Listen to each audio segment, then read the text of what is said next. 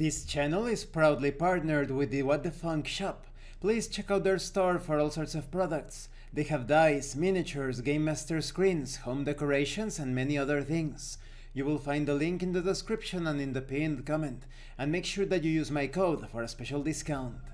Hi, welcome to this part of my review featuring the Terminator RPG. If you haven't seen the other parts of my review, featuring this tabletop RPG where humanity fights for survival against Skynet, please check out the playlist in the description below. This time we are going to talk about ranged combat nuances, starting with running low on ammo.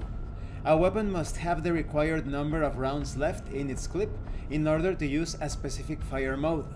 As some weapons are not able to fire on single mode, it is possible that there may be fewer rounds available in the clip than the weapon's lowest rate of fire. When this happens, the weapon's lowest firing mode is used to empty the clip, applying a -2 damage modifier to reflect fewer rounds being fired than normal.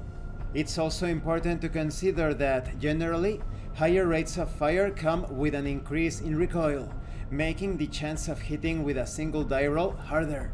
This presents a number of choices for the weapon user: have a single chance of hitting the target, or multiple chances to hit whilst needing to obtain a higher number on the die. When it comes to suppressive fire, this is the act of locking the trigger down and spraying an area with bullets, creating a wide kill zone. This is clear enough, but when suppressive fire is used, a separate roll to hit is made against every character within the kill zone, applying any modifiers as normal. If a weapon with a blast radius is used with suppressive fire, then the blast radius of the weapon increases the kill zone by its radius in all directions. You can also dual wield, which is of course the act of firing two weapons at the same time, either at the same target or at different targets. A character may fire using dual wielding as a single action, allowing them to fire two weapons, but at a significant cost in accuracy. Now, when it comes to resolving ranged attacks, if the roll to hit was a failure, the attacker's action ends immediately, and play continues to the next combatant's action. If the result is a serious failure during a ranged attack, this represents the attacker's weapon jamming. If the roll to hit is a success, the round has hit its target and damage will be inflicted according to the profile of the weapon. Margin of success is used during attacks to modify the damage inflicted by the shot. Concerning grenades and blast weapons, thrown weapons like grenades work as other ranged attacks and are resolved using the throw skill. Grenades do not need to target a specific target and can instead be thrown within the general vicinity of a target or targets. If the roll to hit was a failure, the grenade is still thrown, but the actual landing position for the grenade will be anywhere up to 10 meters from the intended position, with the final location to be determined by the director.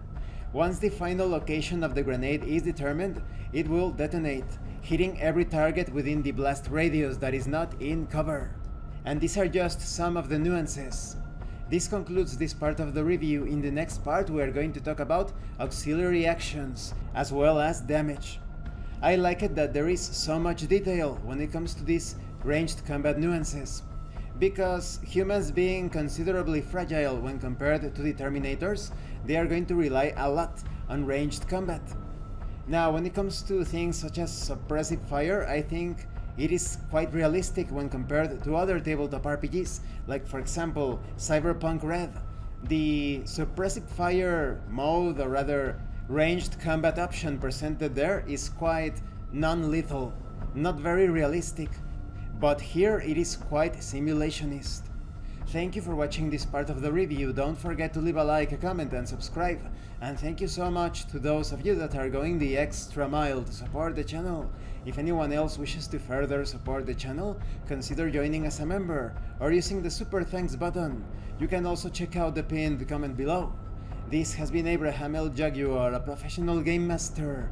I am currently unavailable for professional sessions, but I will put my contact information in the description and in the pinned comment for when I am available again. And remember, it is better to roleplay and fail in character than not to roleplay and fail as a player. Once again, thank you and see you later.